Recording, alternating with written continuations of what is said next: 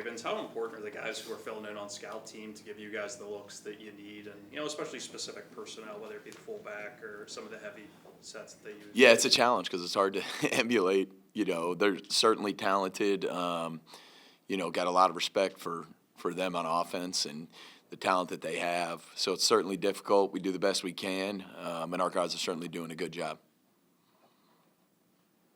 What have you talked with the young guys about the challenge of facing a unique opponent, that they don't play the game like a lot of teams do? Yeah, I think they got the message. I think the message was sent, and I'll keep that between us and the defense. Obviously, nothing needs to come out of that room, but, they know what type of game it's going to be. They know how the opponent we're going against, and that's the number one thing we got to do is bring awareness to not only the opponent but the type of game it's going to be. With Trey and CB dealing with injuries, just where is Dorian Strong? Where do you feel like he is going into this game, and what have you seen from him lately? Dorian, the improvement over the last 2 weeks has been unbelievable. It really has. Credit to Jamal and Joe. It's funny. It's a confidence thing, right? You first get in the league, and you're trying to fit in. You're trying to see how you fit in. You're trying to learn new scheme. You're trying to learn all these things, and studious kid. I shouldn't say kid, young man. And not only is he talented, but the amount he's pouring into his craft is really cool to see. You said he's improved. Is there specific things like you've seen from him? Yeah, he's improved in football. No, I'm kidding. No, I'm kidding. No, I mean there's he's just a lot of aspects of his game have improved. I mean, the talent was there. It was a little bit, if you want to say unstructured, but the attention to detail, some of the fundamentals that we use. I mean, it's come a long way, and it's really fun to watch. That's the cool stuff you see in coaching and why you coach. Dorian have been talking to some people who know him about how competitive he is. How do you see that showing? Dorian Strong? Dorian Strong. Absolutely Yeah. competitive. I mean, you're not going to make it in this league if you're not competitive. So, I mean, it's, the competitive nature, to your point, is there to where he should down the road. There's going to be bumps. He's a rookie. And whenever his time comes to play, whenever that may be, it'll be, he'll have to deal with those. So. What about Jamarcus? He's one start, but he's still an inexperienced young player who's been in the system, but hasn't been potentially in a situation. It's funny. I was talking to someone the other day, and it's like, Jamarcus is the type of guy that he doesn't say a lot. I don't know if you guys have interviewed him, but he's not real talkative. Great personality, great dude. But he kind of just lays in the weeds, and then all of a sudden you're like, dang, man, that dude had a good practice, or you know what I mean? So it's funny because he just kind of lays in the weeds, and he does the little things right. He's competitive, like you were talking about, and it's cool to see his growth from, you guys know the story about how we acquired him, so really cool. What is it like having all those? You mentioned there's some guys in that room that are quiet and a little more reserved, and then there's Tre'Davious, obviously. Yeah. What is that room like on a day-to-day basis with those, different personalities? You talking the corners or the defense in general?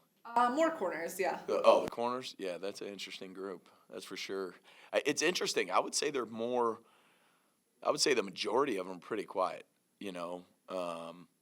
That's not to say anything other than, they put their head down and go to work. And it's pretty impressive. CB and Trey kind of lead that room, and the most important thing is that guys are themselves, but they're, the young guys are attaching themselves to those vets, which is what you want to see, because clearly Trey and Christian have done such a good job over their career so far that's who you want to attach yourself to.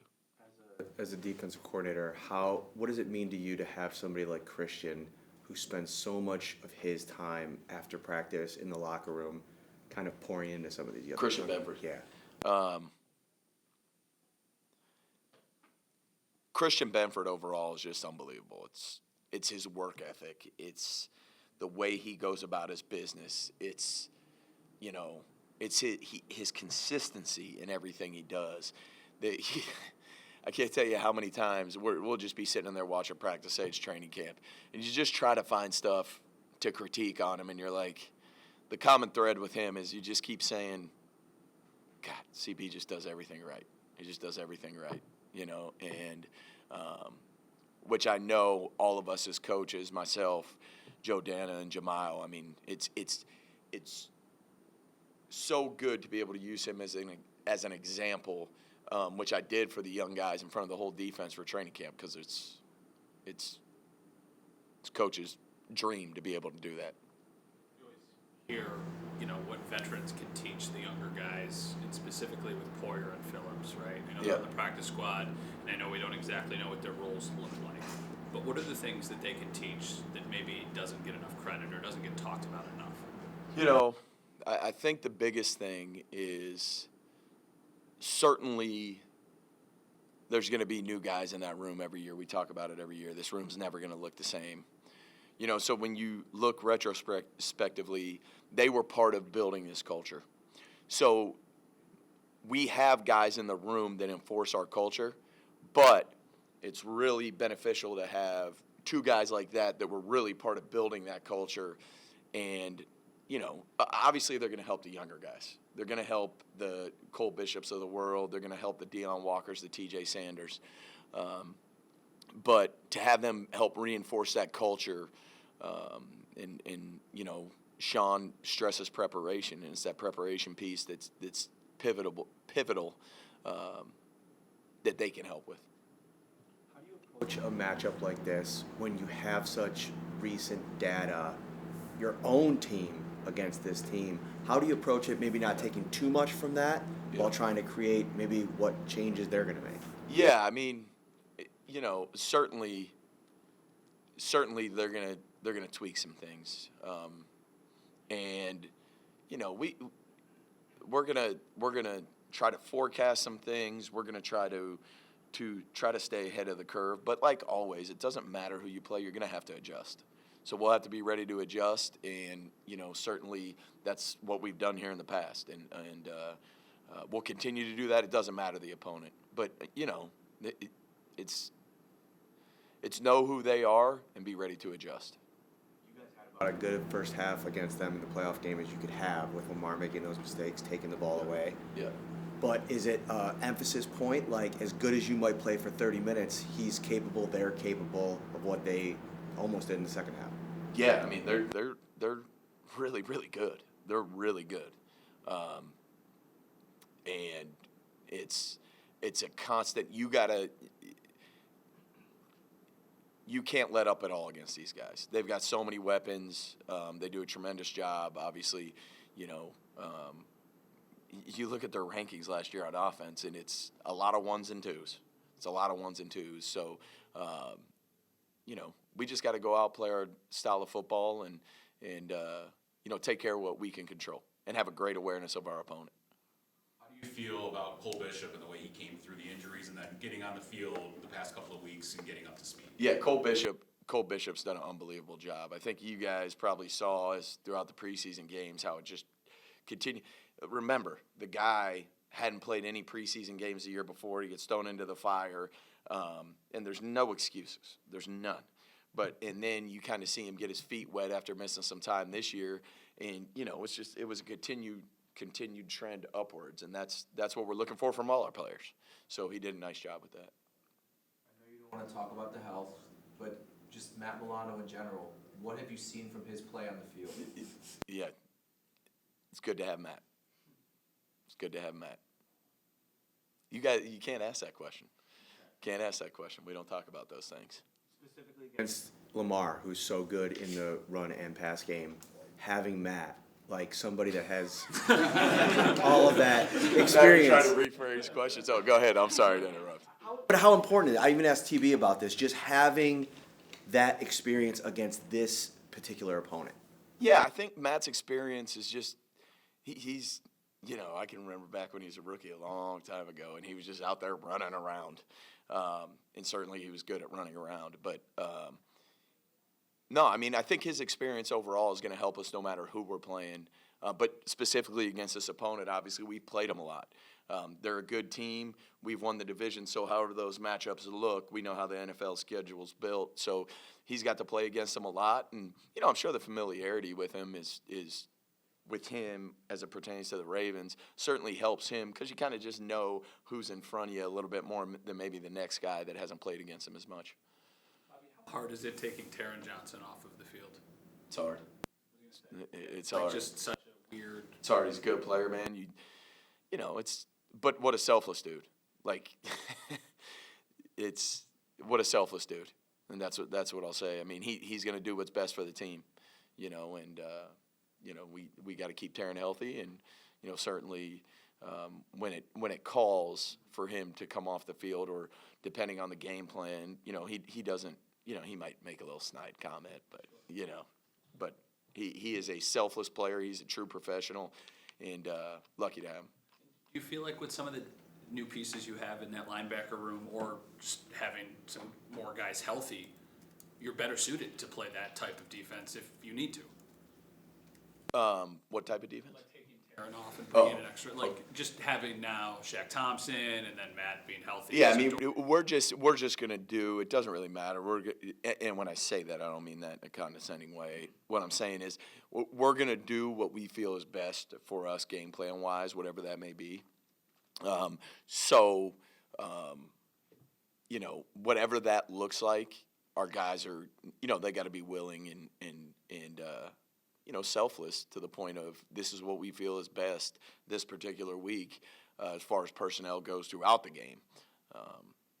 That's the expectation here, is it's bigger than one guy. Bobby, what do you need to see just out of Deion Walker and TJ Sanders, two rookies thrown in a big spot in a big game? Like, how do you measure the success, or what your expectation is, what you need to see for them Sunday? Continual growth every day. That's it. Continual growth every day. They better be better today than they were yesterday, and that's it. So, that's what we talk about. In what ways has the experience that Dorian Williams gained last year really paid off, throughout camp and as you guys are preparing? Yeah, I think I see it most in his confidence in what we're doing. He's an interesting cat, but I feel his confidence.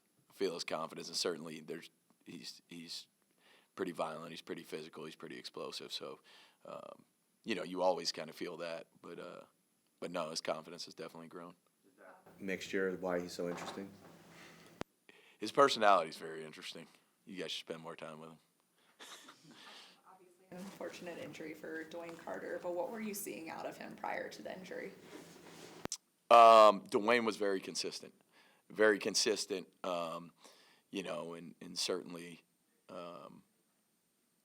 certainly we'll miss him, until he can get back. Bobby, you have a lot of young guys who are probably going to need to play. How much are you leaning on having so much experience in terms of your depth and having snaps in this defense against this specific opponent in the past? I'm sorry, I don't. So are you saying like the Leaning on those experience? guys that are Yeah, in the yeah, rearview mirror? yeah. Certainly, that's what having experienced players within your system is certainly beneficial, and it only grows with the more experience that guys play together. So we're going to lean on that all the time. You go back to when it was, the OGs, say here, when we first started, and those guys that were here for an extended period of time, the more anybody could play together, and I feel like this group's really coming together in that way. Specifically, have you seen Jordan kind of attaching himself to Cole a little bit? Jordan Poyer. Yeah, absolutely. Poyer's a man. Going back to being selfless, like, he's here to help. He, in any way he can possibly do, and certainly helping young players is something people poured in.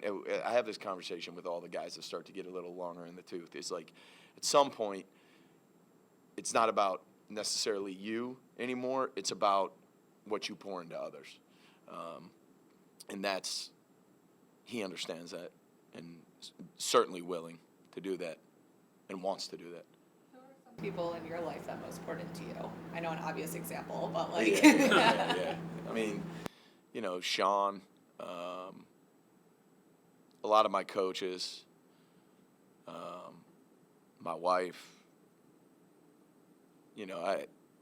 there's a lot. There's so many. Like, you're rounded by the people that have poured into you, and they're so teachers, coaches, my family, my mom, my dad, my wife, my kids. It's just too much to say, but pretty lucky.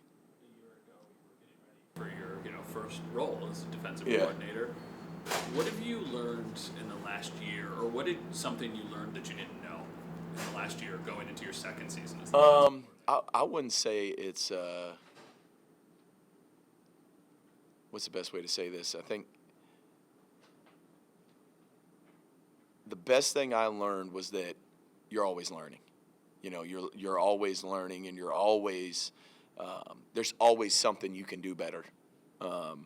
Whether that's calling a game, whether that's building a game plan, whether that's handling a certain situation in practice, that you're always learning, and you always got to evolve. And I say it all the time. That's the thing I respect most about Sean, is he's ever evolving.